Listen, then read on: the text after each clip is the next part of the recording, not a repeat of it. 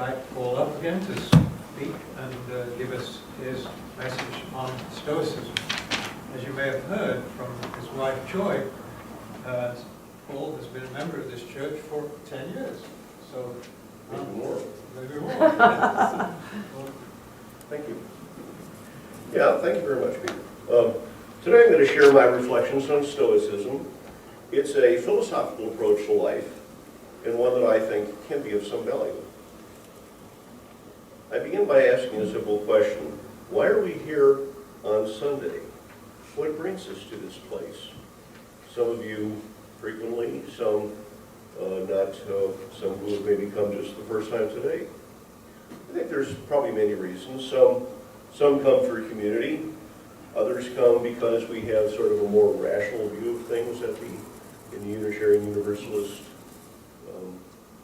denomination.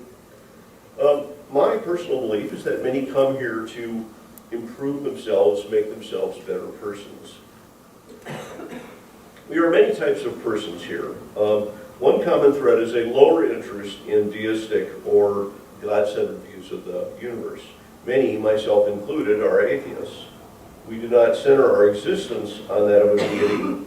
We do not have a moral code which is dependent on the deity rewarding our virtuous behavior or punishing us in eternal torment.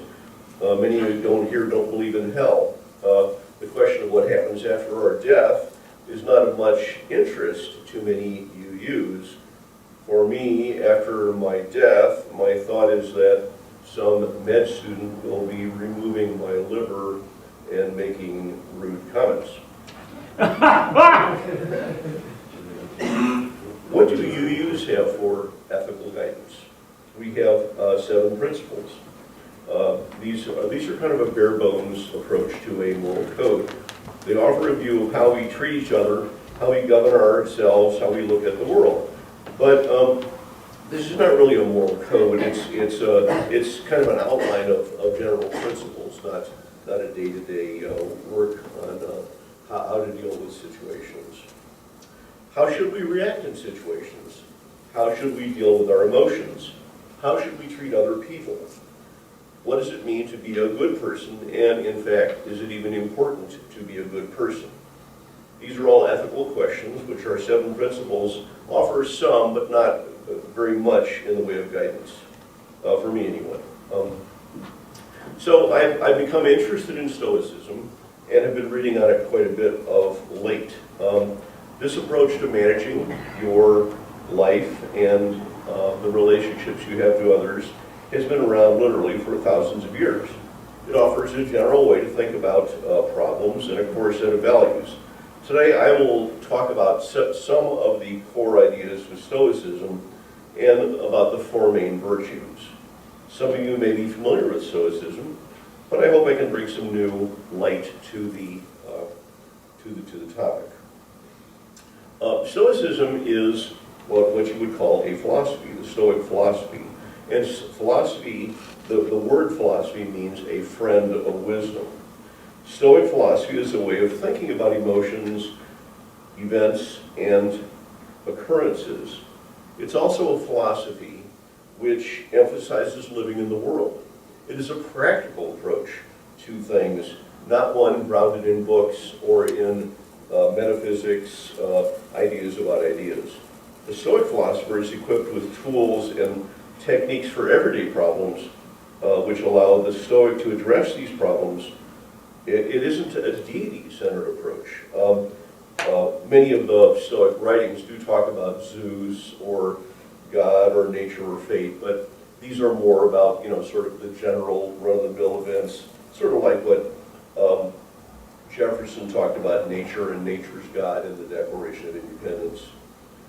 I will say one thing at the beginning. There will not be a test of names or persons at the end of my message.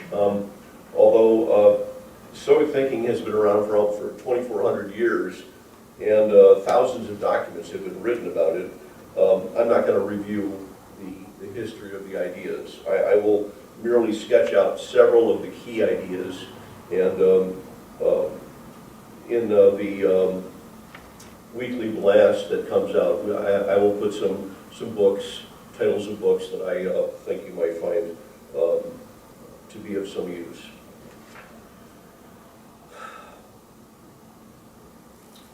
So, as many of the Stoic ideas have been talked about for many years, sometimes when you hear about them, you think, oh, that's a simple idea. And, you know, there's a kind of a shock of recognition in learning about it. Stoic ideas have influenced many other religions, and in fact, there's a belief that Stoicism itself was influenced by Buddhism. Buddhism was created about 500 BC. Stoicism came about 300 BC, and so there could well have been some cross-fertilization. And many of the ideas of Stoicism have Buddhist, there's a kind of a resonance to Buddhist ideas. But let's begin with a simple point. Stoicism is not what people often think about it. In the common parlance, people will say, he's very stoic, he shows no emotion whatsoever. But this is not really what Stoicism is about. Stoicism is not about suppressing your emotions or having no emotions at all. But it's really about mastering your emotions and dealing with emotional situations in a more reasoned manner. The Stoic will react emotionally to many situations, but attempts to use the techniques and approaches of Stoicism to master those emotions. Also, with Stoicism, if you are a person who has a deistic view of the world, it's perfectly consistent with Stoicism. Stoicism is not really a philosophy about the organization of the world, where we came from, where we're going to. It's really more about how to live on a day-to-day basis and how to deal with your common everyday situations. It deals with the here and now, not the afterlife or the pre-life or many other things that religion really talks about. So I'm going to begin with a central tenet of Stoicism, which is also printed on the order of worship, the order of service. A key idea of Stoicism is that a Stoic wishes to live in agreement with nature, which is an odd-sounding phrase, and it's not really very clear. I mean, you know, a lot of these Stoic ideas have been translated from the original Greek, and so sometimes the words that are used in Stoic ideas mean slightly different things in Greek than they do in English. So, but let's talk just briefly about this idea of living in agreement with nature. In Stoic philosophy, the ultimate goal was a life of happiness, which is termed eudaimonia. I tried to practice that word about 10 times, but it still is hard to pronounce. Eudaimonia, which means happiness or contentment. It can also be looked at as living a life of virtue. It means that our goal in life is to increase our virtue and to strive at all times to do this in interactions and in our thinking. Part of the idea of nature is that it's wisdom. We wish to live in accord with wisdom, since to the Stoic philosopher, man is a reasoned being.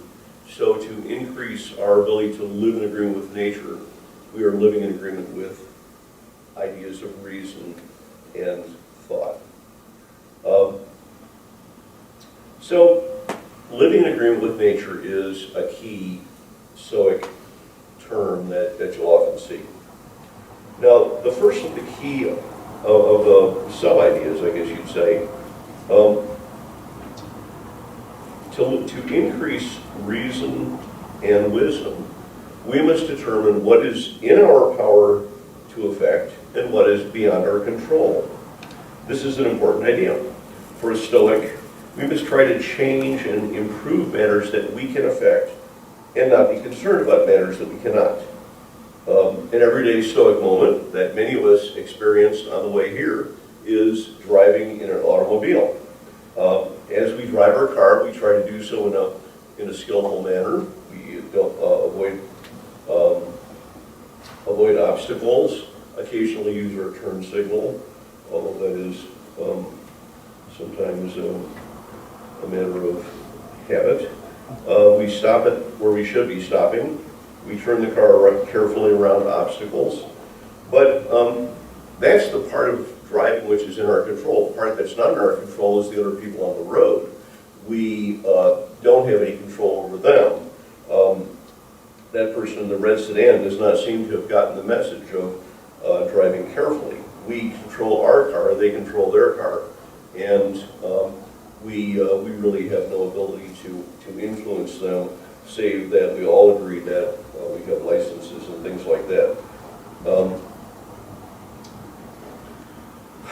We try to drive in a way which takes into account the other persons. If you're driving and have been driving for a long time, you usually wait a couple of seconds before before you enter the intersection after the light changes, because you never know if some other person is going to run the light and come in. Even spouses have no control over the other. Many people have been in a position where a spouse does something unexpected, that maybe they get drunk, maybe they get into a romantic relationship with another person. You can't control your spouse. If you're lucky, you have a partnership that you both agree to work together. But even so, as my wife Joy says all the time, I can't read your mind. Usually she tells me that after I haven't done something that I'm supposed to have done. But we don't control our spouse. We can affect our spouse by the bonds of affection. We usually are in a partnership with our spouse. We ask them to do things, but it usually requires nagging, careful discussion, nagging, thoughtful suggestions, nagging. The usual method is sort of continual discussion. Over many years, I have been told not to put my clothes on the floor. Sometimes I remember that lesson. So this is the first and most important thing. You can control some things, and you can't control other things. It kind of leads to the prayer of serenity. God, give me the serenity to accept the things I cannot change, the courage to change the things that I can, and the wisdom to know the difference. As a Green Bay Packer fan, I have a lot of understanding on the day after they lose in the playoffs. You can follow a team, but you don't affect the team. So getting really upset at the fact that they are complete morons and play incredibly badly is possibly not a good use of your time. Okay, a second key Stoic idea is give by Hamlet. It's given as a line in Hamlet, the Danish play. Hamlet says, "There is nothing good or bad, but thinking makes it so." Since nothing is really good or bad by itself, it's what a person thinks about it that makes it good or bad. So, to Stoics, there are many things that are related to virtue, which are self-improvement and the Stoic ideals. There are bad things that are related to the Stoic vices. Other things in the world are indifferent things that wealth, health, the good opinion of others, natural disasters, pleasure, and pain. You can have your opinions about things, but that's what makes things good or bad. When we encounter an event, we often think, this is a good thing, or that's a bad thing. To the Stoic, the event itself is a neutral thing. There's no meaning to an accident or to finding a piece of money on the floor. What makes an event good or bad is how you interpret it, what belief you bring to that event. If a tree falls in the forest, it has no meaning. If the tree falls on a bear that is chasing us, we would probably interpret that as a good thing. But it's our interpretation of events that puts the meaning on those events.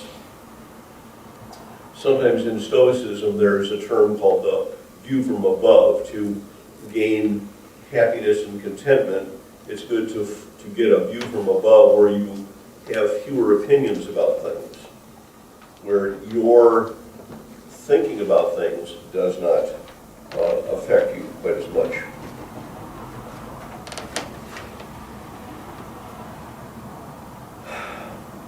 So in Stoicism, there are also virtues and vices. The story that I told sort of gave an idea of what the virtues are. In Stoicism, virtues are wisdom, temperance, courage, and justice. These are all personal choices and things that we do. The Stoic positives, the Stoic virtues are choices and things that individuals do. Wisdom and virtue we've already talked about a bit. Temperance is the virtue of moderation. We can have a relationship, a physical or friendly relationship with another person, but this should not be the center of our life. We can enjoy a glass of wine, but not at 7 o'clock in the morning if you're a temperate person. Courage is the willingness to step up and do the right thing. Stoicism is a philosophy of action. We wish to do things. Courage means we commit ourselves to an action even when it's difficult or induces fear. We have to go to that job interview even though it's one that we may feel a little bit of trepidation about. Courage is the virtue or positive quality which gets us to do things. Justice is a positive quality which leads us to treat others fairly. If we pursue justice, we do it for fair and equal treatment for all, for equal opportunity for everyone. We seek equal opportunity for all to engage in actions, to get jobs, to have the opportunity to gain certain goods. The positive quality of justice leads the Stoic to actions and choices which benefit the self and the larger community. Stoicism is not a philosophy of which leads one to sit in a corner and think about things. It's a philosophy of action, and many Stoics were quite active politically and in the public life. Stoics had a philosophy where justice is an important part of it. The vices are the opposite of the virtues. Opposite of courage is cowardice. The opposite of wisdom is folly or stupidity. The opposite of temperance is intemperance, and the opposite of justice is injustice. These would be considered the Stoic vices. To the Stoic, following the virtues leads to a life of happiness. Following the vices leads to one of disappointment and frustration. So I'll conclude by discussing briefly some of the ideas of Buddhism and Stoicism. I, of course, have only touched on some of the ideas of Stoicism. I haven't touched on the ideas of Stoic mindfulness. I haven't touched on the ideas of Stoic living in the here and now, things like that. In 15 to 20 minutes, you just don't have time to cover the entire deal. But many people who are Stoics do discuss the relationship of Buddhism, and like I alluded to earlier, Buddhism was begun by the Buddha, who lived something in the 500 BCs, and Stoicism came about in the 300 BCs.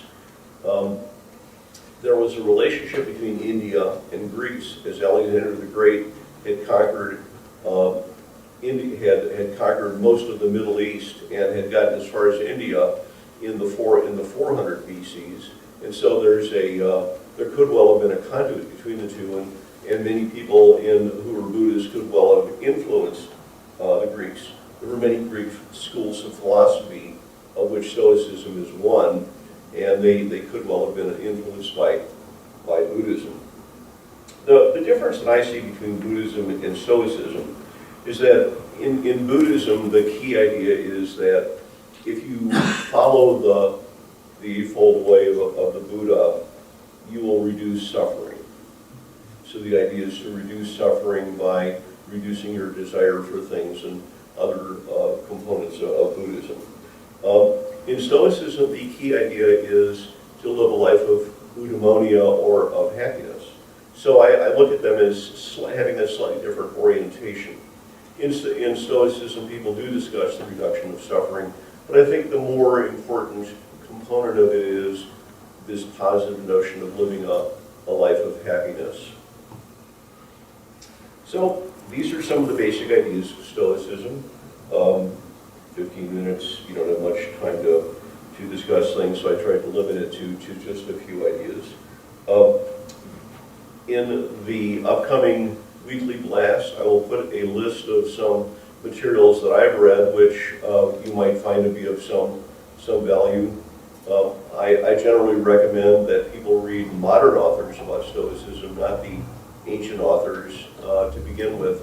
The ancient authors are perfectly fine, but it's difficult to get into their work because of the references to things of the time which a contemporary person in 300 BC would have known, but which we don't know today.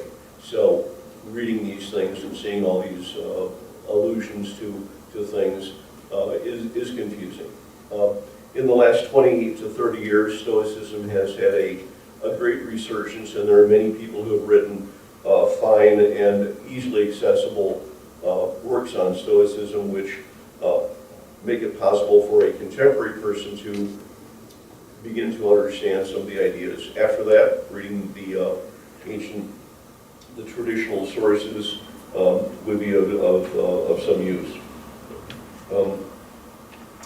In the next month or two, I'm going to have a second talk on Stoicism and Unitarianism. There are many relationships between Stoic ideas and our Unitarian ideas, and so I'm going to try to sketch those out and make them a bit more clear. But I thank you very much for your attention, and that concludes my talk. We can have a more of a discussion during the circle time, and if you have questions or wish to have some more clarity on a particular point, we can chat about it then.